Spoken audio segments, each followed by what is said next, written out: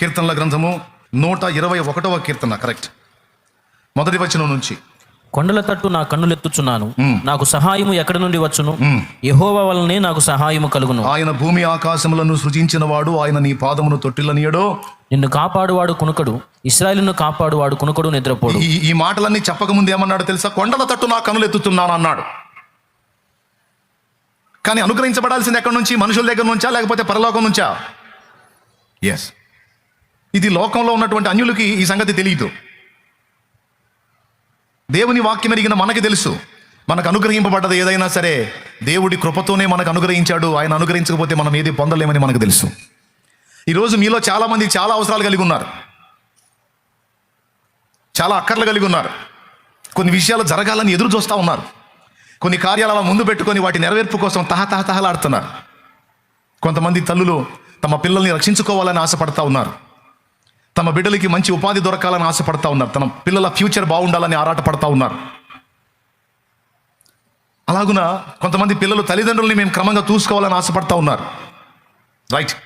నువ్వు ఆశించేవి అవి భూ సంబంధమైనవైనా ఆత్మ సంబంధమైనవైనా మనుషుల దయతో అవి జరగవు. దాని అంతటికంటే ముందు దేవుని దయ మనకు కావాలి, పైనుండి మనకు సహాయము రావాలి. పైన ఉన్నవాడికి మన మీద కనికరం పుట్టకపోతే భూమి మీద ఏ మనుషునికి మన మీద కనికరం పుట్టదో, దయ పుట్టదో. మనం బాధపడుతుంటే వాళ్ళు అసహించుకుంటూ ఉంటారు, మనం ఏడుస్తుంటే అవతల వాళ్ళు విసిగించుకుంటూ ఉంటారు. పాపం ఈ అనుభవాలు మీకు తగిలే ఉంటాయి. మనం కన్నీరు మున్నీరు అవుతుంటే అవతల వాళ్ళకి పెద్ద శోధనలా ఫీల్ అవుతారు. అంటే మనుషులకి మన మీద దయ పుట్టదు. ఎవరైనా మన మీద దయ తలచి మనకి ఏదైనా సాయం చేశారంటే మన మీద ఫస్ట్ ఎవరికి దయ కలిగిందో తెలుసా? ఆయనకు దయ కలిగింది. ఆయన దయ మనుషులు నిన్ను దయ చూపడానికి కారణమైంది. భక్తుడు అన్నాడు, కొండల తట్టు నేను చూస్తే, అంటే కొండల్లాంటి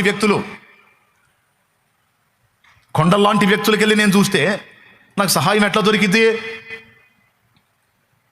నేను కొండలకెళ్ళి కాదు, నా ఆశ్రయ దుర్గమైన నా దేవుని వైపుకు చూడాలి. నేను మీలో కొంతమంది కఠినమైన శ్రమల్లో ప్రయాణం చేస్తున్నారు.